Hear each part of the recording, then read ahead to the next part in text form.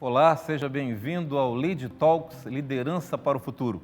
Meu nome é Delton Batista, eu sou presidente do LEAD, o Grupo de Líderes Empresariais de Santa Catarina, e a iniciativa Lead Talks tem como objetivo levar ao conhecimento do grande público um pouco mais a respeito de empresas, marcas e lideranças que fazem a história de Santa Catarina e o Brasil que dá certo. O Lead Talks é uma iniciativa do LEAD em parceria com o Sistema Catarinense de Comunicação, tanto nas plataformas digitais, através do portal SCC10, quanto em televisão aberta, através do canal do SBT do Estado de Santa Catarina.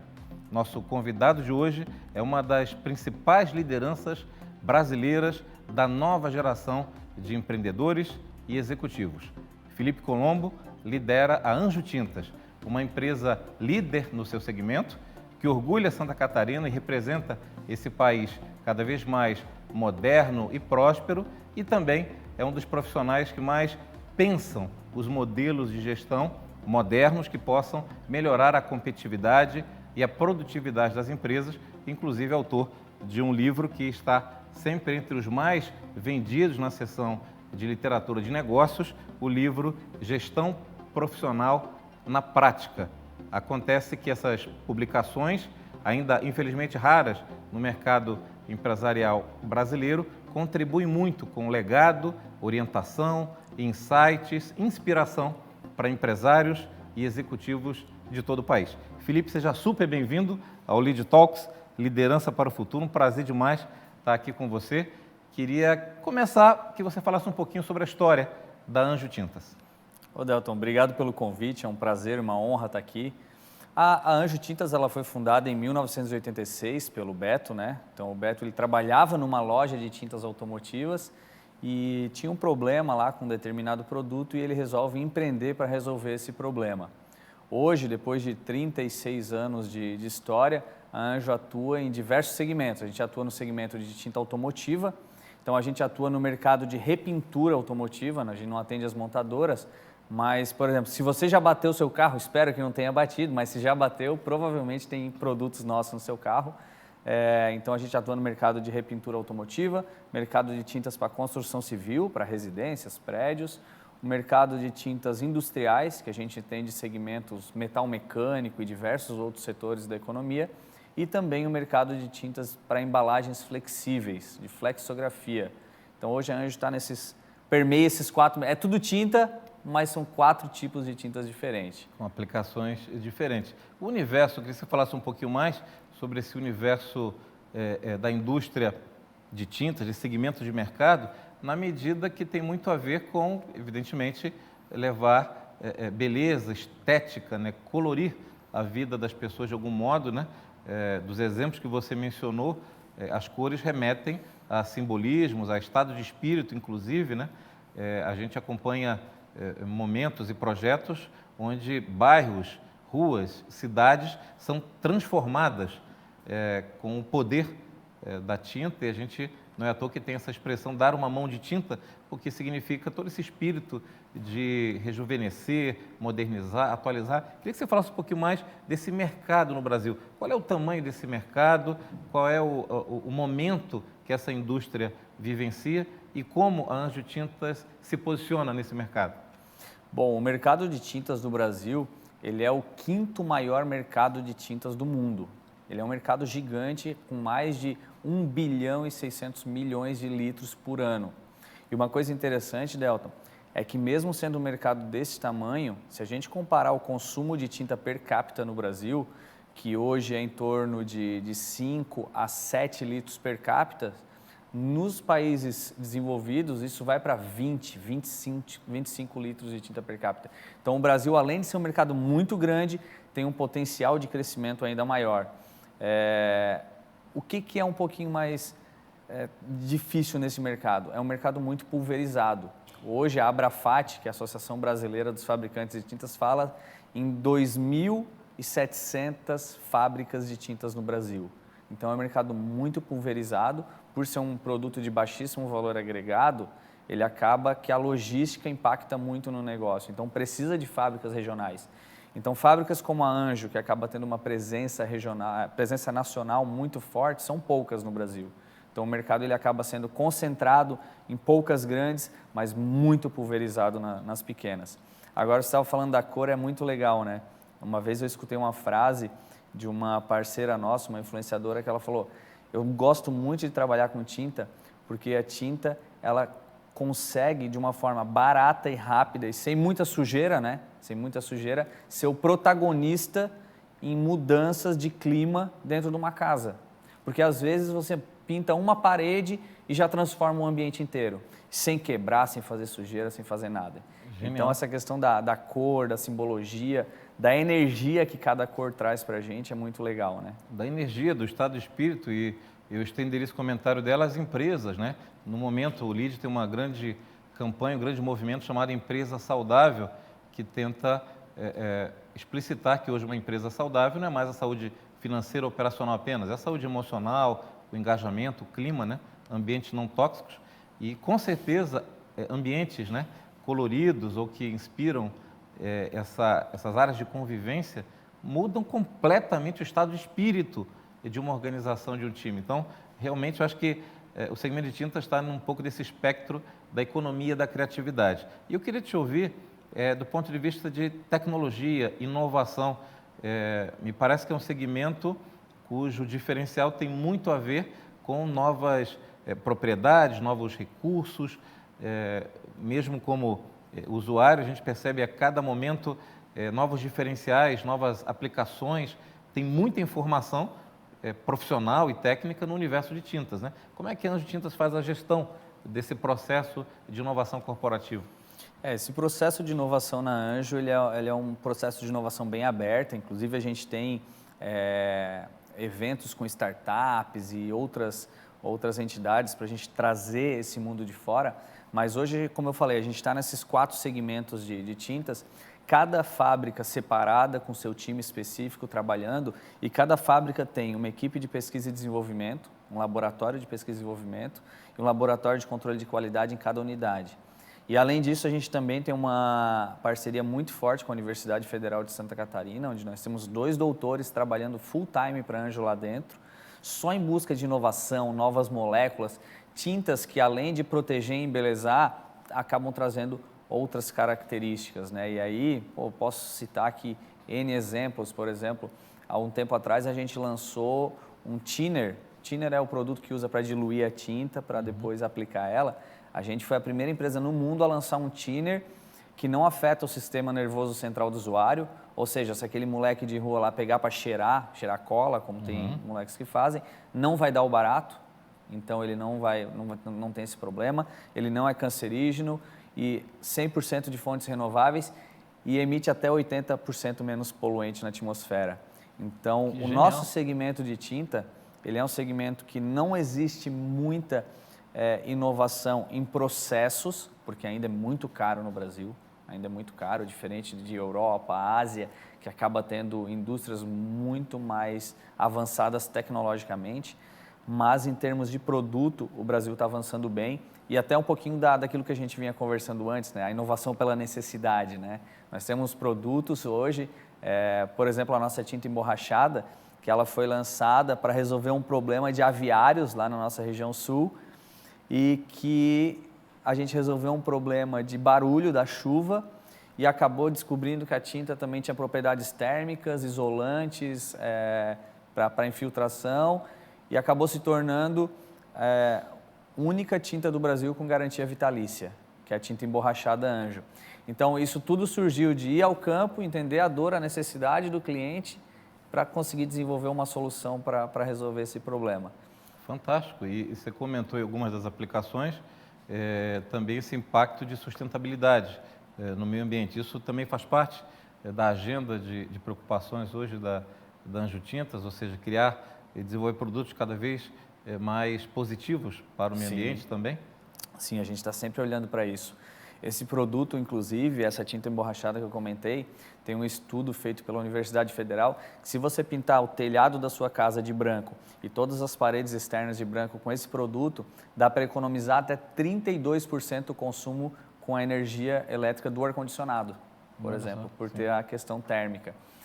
A Anjo tem toda uma linha de produtos ecoeficiente, que a gente está sempre buscando produtos. A gente entende que a nossa matéria-prima vem da natureza, então a gente precisa cuidar do meio ambiente, porque os recursos são escassos, né? Então a gente tem que estar sempre procurando prezando pelas gerações futuras. Então, desde reciclagem de 100% de resíduos sólidos e líquidos, a gente recicla 100%.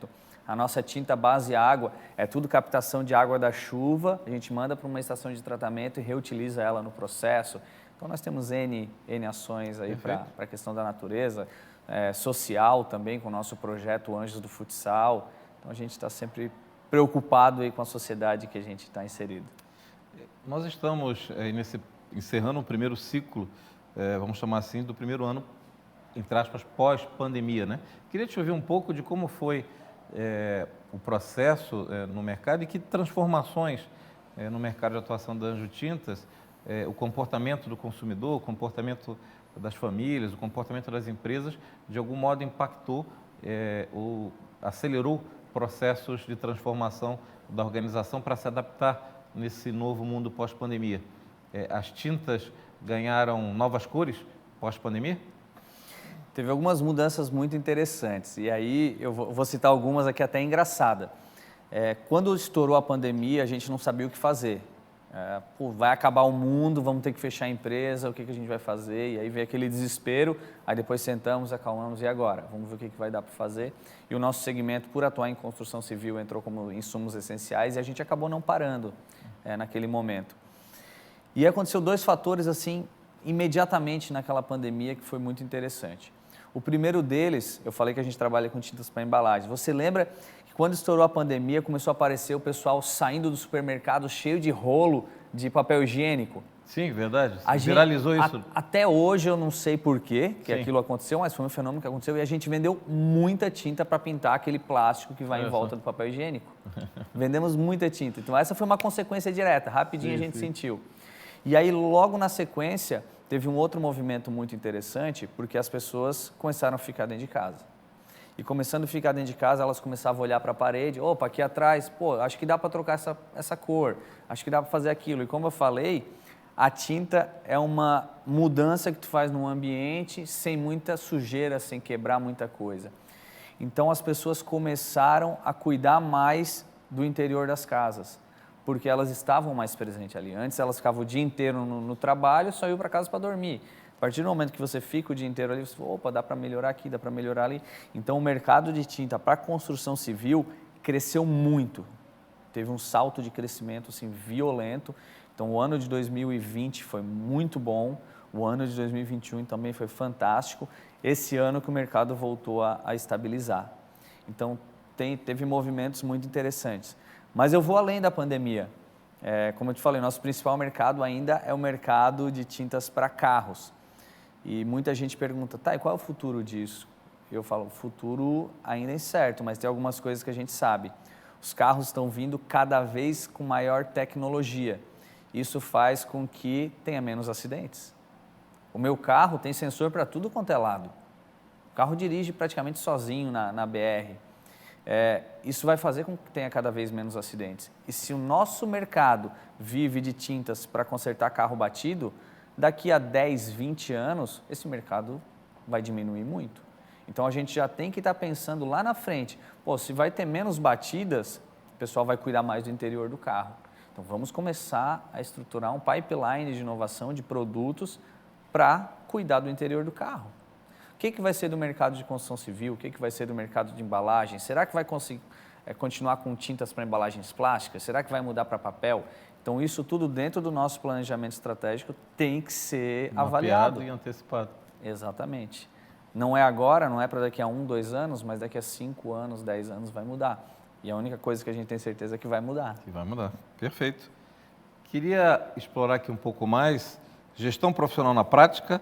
Eleve o nível de excelência do seu negócio, acompanhe as métricas que fazem a diferença para o crescimento e fortaleça a cultura da empresa. Queria que você falasse um pouco mais aqui sobre a publicação, né, gestão profissional na prática. Como eu falei, a gente incentiva muito no LEAD essa literatura a partir de experiências, visões e cases reais. e que tem a ver com a vida prática das empresas no Brasil. A gente tem muita literatura ainda predominantemente estrangeira, americana, ou de teóricos, professores, acadêmicos, né? Mas temos muito pouca produção brasileira e ainda menos de empresários, executivos que colocaram a mão na massa, que aplicaram e que falam então de coisas reais e próximas, né? Então eu queria que você falasse um pouquinho da sua experiência com a publicação e que insights principais você gostaria de compartilhar com o público que nos acompanha a respeito da importância de gestão profissional nas organizações, né? Eu acredito muito, Delton, que o empreendedorismo é uma das principais ferramentas de transformação da sociedade, junto com a educação. E o livro vem para unir um pouco desses dois caminhos, porque o empreendedorismo mudou a história da nossa família e mudou a história de todos que acabam trabalhando na nossa empresa, que acabam consumindo os nossos produtos. Eu fiz um cálculo rapidinho, que inclusive eu boto no livro, quantas pessoas são impactadas direta e indiretamente com o nosso produto. Passa de 127 mil pessoas só de forma direta, sem falar os lares, eu estou falando economicamente. Então é um número muito grande que muda a vida das pessoas. E aí eu estava estudando num momento sobre as principais causas da mortalidade das empresas no mundo e no Brasil. No Brasil é um dos países que mais empreende, mas também é um dos países que mais tem a maior mortalidade de empresas aí nos 5 primeiros anos. E uma das causas é porque nós não temos a cultura de ser empresário, de ser gestor. O Brasil é um país de empreendedor, mas não é um país de empresário. E são duas características muito diferentes, mas complementares para qualquer negócio de sucesso. E a maioria das pessoas não possuem essas duas características, porque são muito antagônicas. Enquanto de um lado o empreendedor está lá abrindo caminho e saindo, indo atrás e descobrindo, o empresário tem que estar lá arrumando a casa, fazendo a gestão. Eu costumo falar ao pessoal que antigamente ia abrir picada no meio do mato, um ia abrindo picada, cortando o mato, e tem que vir um outro por trás organizando, abrindo caminho, tirando aquela sujeira para que o resto das pessoas possam trilhar aquele caminho. Então, eu escrevi esse livro justamente para ajudar as pequenas e médias empresas que estão começando e precisam estruturar um modelo de gestão mais profissional, embasado em dados para a tomada de decisão mais correta e que não vão quebrar ali na frente. Porque eu sei como é difícil quebrar um negócio.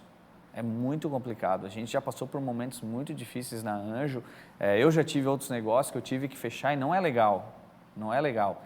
Então, ajudar outras pessoas com um pouco do modelo de gestão da Anjo, com ferramentas simples e práticas que podem transformar a realidade desse negócio. Então, esse livro é para um grande empresário de sucesso? Não, esse livro não é para esse público.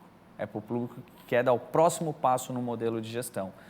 E foi muito legal, porque como eu estava comentando com você, o livro acabou vendendo muito mais do que eu imaginava, já estão quase 12 mil cópias vendidas, e os feedbacks recebidos são muito legais. Pô, esse livro mudou a minha história de vida, esse livro mudou a minha empresa. Semana passada eu estava visitando um empreendedor que falou, cara, eu li o teu livro, mudei todo o nosso modelo de gestão, e aí, cara, a empresa nunca deu tanto resultado, consegui contratar mais um monte de funcionários. Isso não tem preço. Claro. E é gerar esse círculo virtuoso, positivo, exatamente, de agregar valor, esse poder de impacto que você menciona de uma empresa, que se relaciona com os diretos, com fornecedores, com parceiros, com os clientes, né, que lidam diretamente com a Anjo. Fantástico, parabéns demais pela contribuição.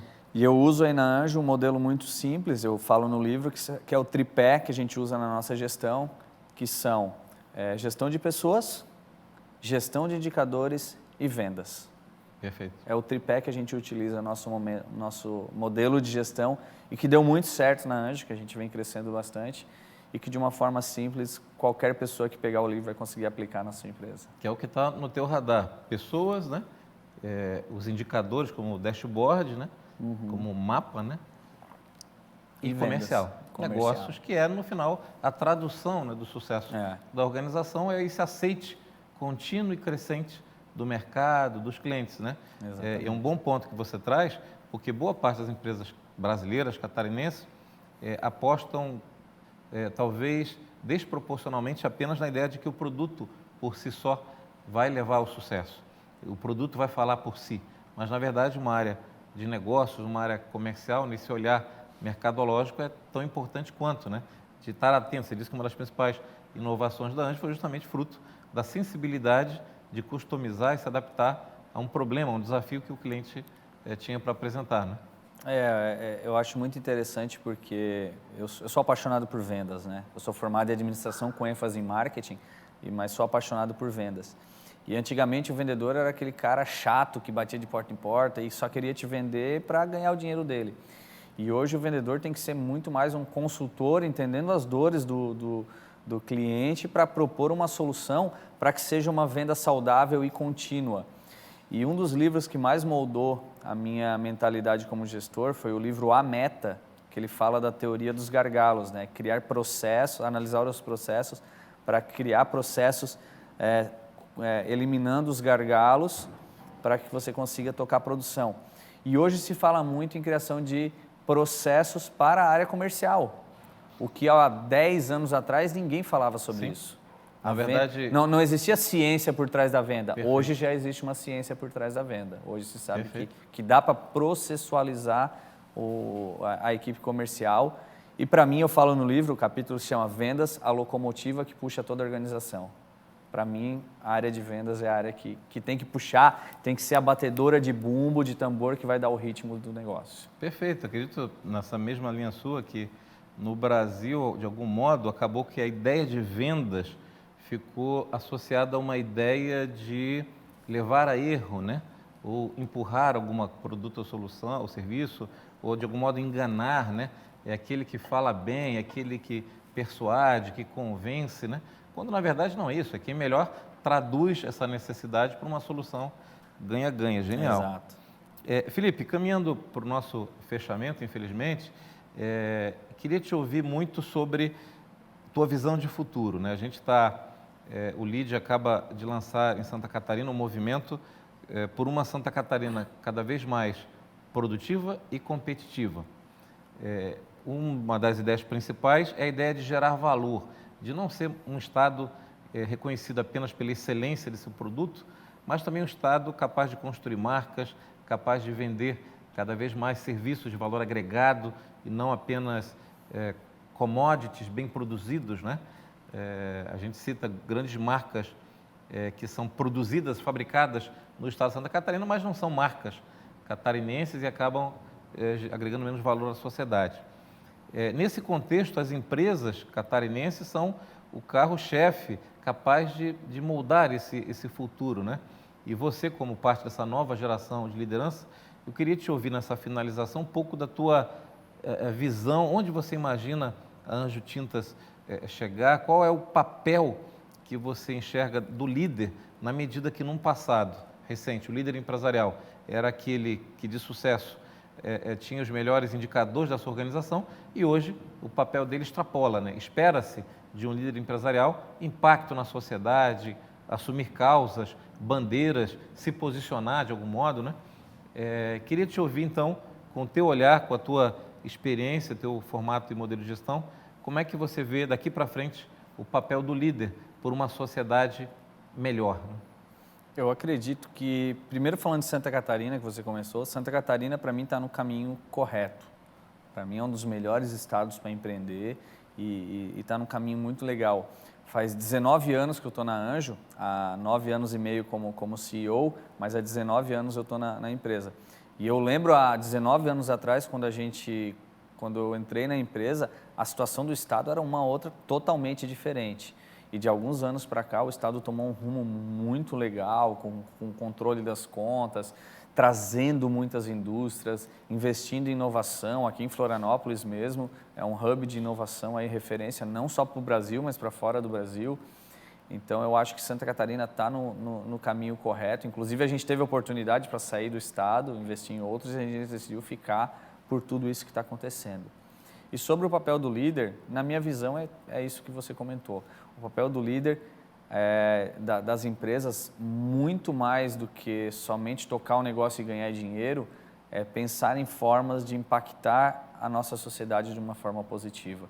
Seja por gerando dinheiro para a economia, seja gerando emprego, cuidando do meio ambiente, cuidando da nossa sociedade como um todo. Eu acho que o líder, o empresário, que antigamente ele era visto como bandido, né? Ele era o vilão das novelas, né?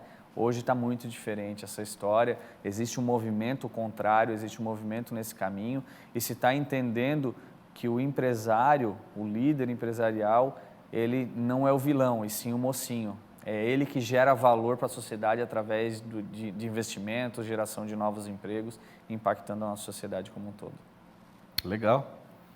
Pessoal, acompanharam a fala de Felipe Colombo, um dos principais empresários e executivos das empresas brasileiras, dessa nova geração de uma liderança de impacto, de uma liderança focada em gerar valor compartilhado, para essa ideia de um capitalismo de stakeholders, ou seja, um capitalismo que atenda os interesses do acionista, do investidor que tomou o risco e que tem no lucro a remuneração do seu risco justo e adequado como motivador, mas também que leva em conta os colaboradores, parceiros de negócios, fornecedores, clientes, meio ambiente, sociedade, governo, ou seja, esse papel completo de empresas positivas, de empresas que contribuem para a construção de um mundo melhor, de um Brasil que dá certo.